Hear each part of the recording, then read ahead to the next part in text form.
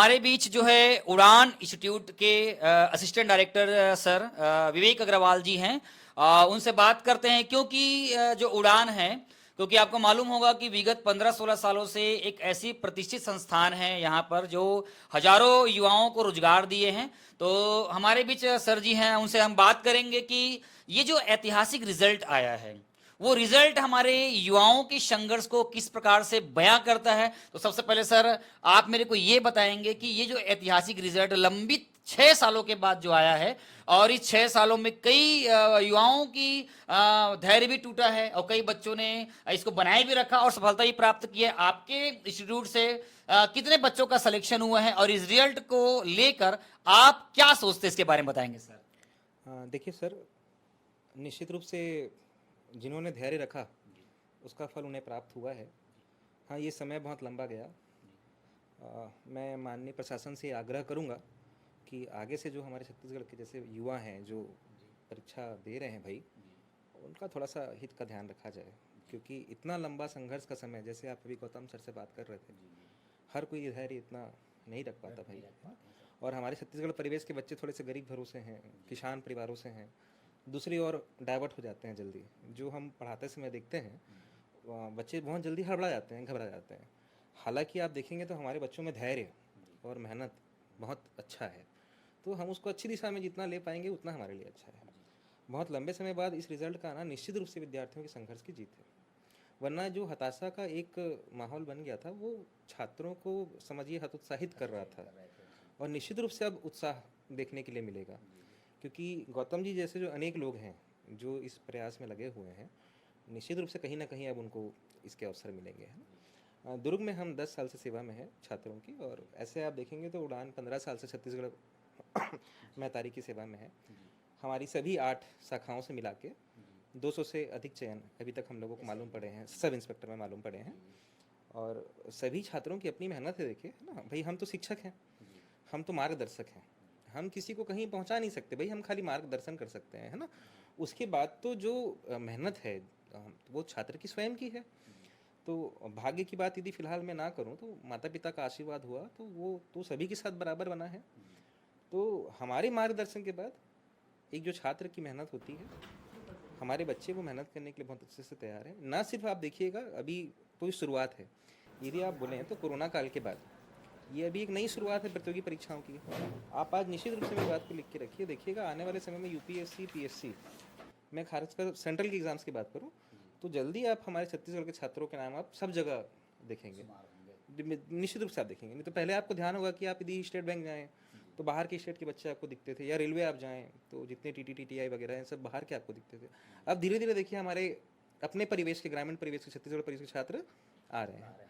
तो देखिए, अब जैसे आपने उनसे पूछा एक कोचिंग क्लास की क्या भूमिका है, तो भाई देखिए हम तो मार्गदर्शक हैं, मैं ही नहीं, कोई भी कोचिंग क्लास वाला मार्गदर्शक ही है।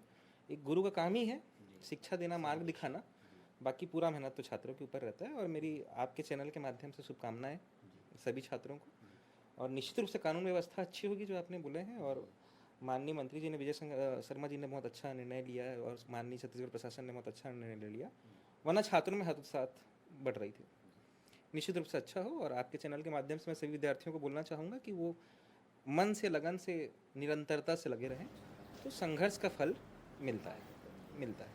उड़ान जो कि शुरुआती दिनों से मैं देखते आ रहा हूँ कि क्योंकि लंबे समय से शिक्षा से जुड़ा हुआ हूँ मैं, कि उड़ान का जो टीम वर्क है, आपके जो टीम है, एक्सपर्ट टीचर्स लोग हैं, काफ़ी लंबे समय से पढ़ा रहे हैं, और सारे टीचर्स जो है मेहनती हैं, और लगातार जो है उड़ान से बहुत सारे बच्चों का प्रशासनिक स्तर पर जो चयन हो रहा है, और आने वाले समय में जो युवा साथी हैं उनके लिए भी ये बेहतर से बेहतरीन हो सकता है। आप सर मेरे को ये बताएंगे कि तैयारियाँ, क्योंकि पहले सिलेबस तो होता ही था, लेकिन उतना मतलब कहना चाहिए क्वेश्चंस का जो पैटर्न था उतना हैवी नहीं था, लेकिन लगातार प्रतियोगिता बढ़ते जा रही है ना।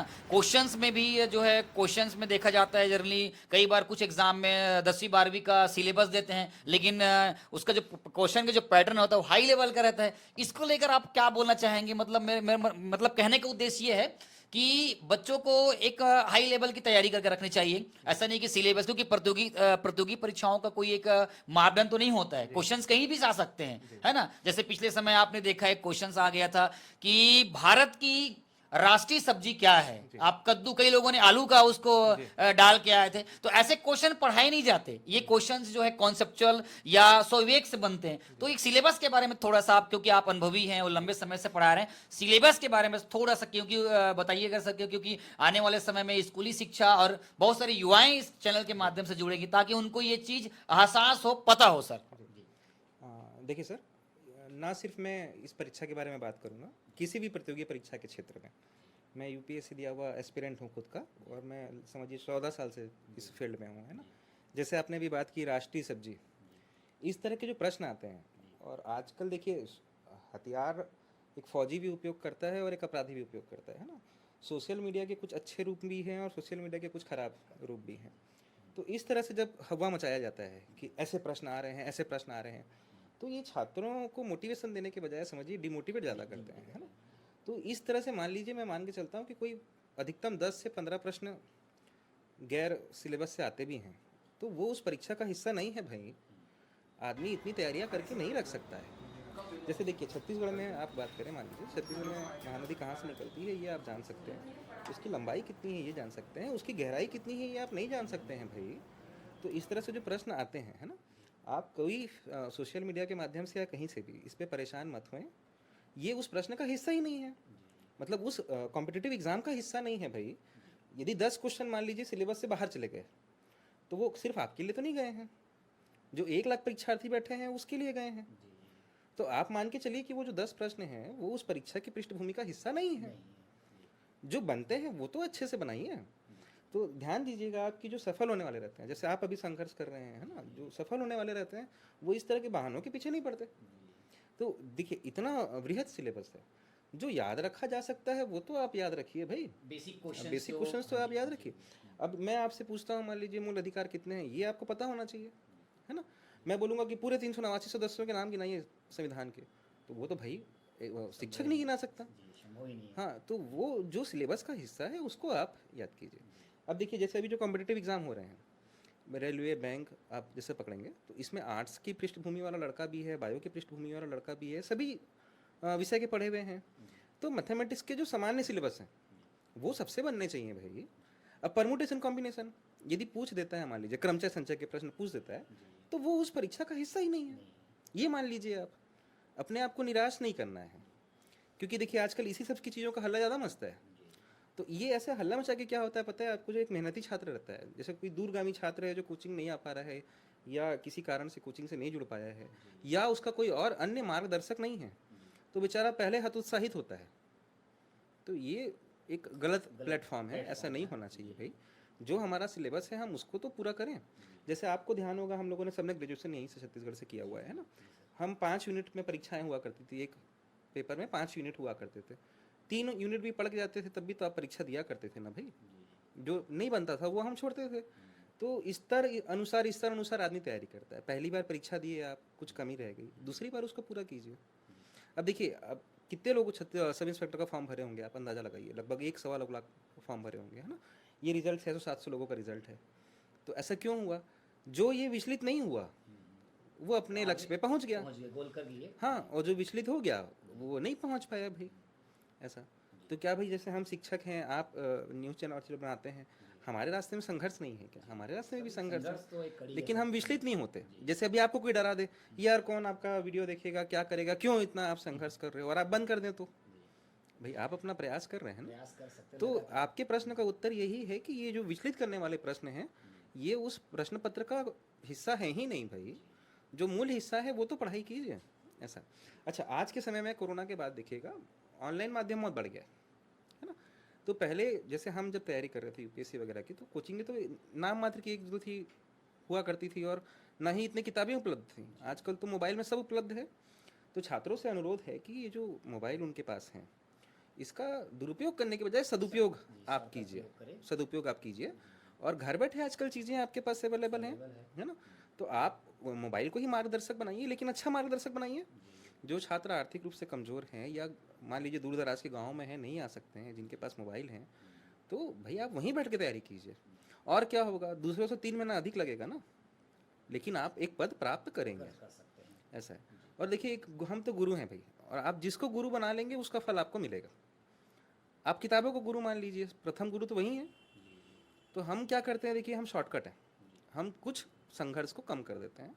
बाकी ऐसा नहीं है कि एक दूर दराज गांव में बैठा छात्र है तो वो नहीं पढ़ सकता, बिल्कुल पढ़ सकता है, बस उसमें एक निष्ठा होनी चाहिए। और हमारा यूट्यूब चैनल है या और भी दूसरे उपलब्ध हैं, भाई जहाँ चाह वहाँ रहा। किसी विषय को जानना है तो उस पर सर्च करें। और मैं तो अनुरोध करूँगा छत्तीसगढ़ के हमारे छात्र भाइयों से कि और ऊंची ऊंची परीक्षाओं में अपना नाम रोशन करें भाई, माता पिता का नाम रोशन हो, गुरुओं का नाम रोशन हो, छत्तीसगढ़ राज्य का नाम रोशन हो। ये मेरा आपसे उत्तर है।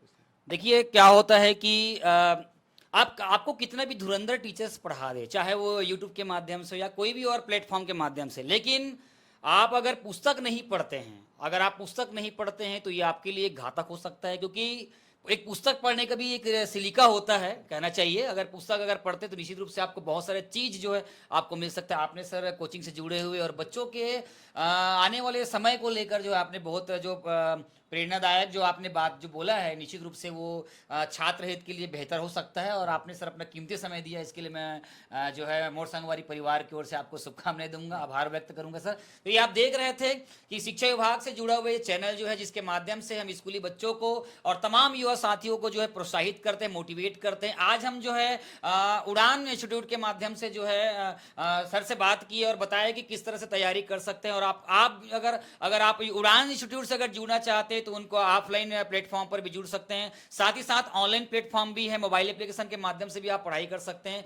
तो इस तरह आपने समय दिया, उसके लिए बहुत बहुत धन्यवाद सर। और तो बने रहिए इस प्रकार की संघर्ष भरी कहानी देखने के लिए हमारे चैनल से, और मोटिवेट हो और इस प्रकार आने वाले समय में और हम नए नए तकनीक के माध्यम से नए नए संघर्ष भरी कहानी आप तक लेते आएंगे। तो बने रहिए। मोर संगवारी, रवि सर की रिपोर्ट। धन्यवाद।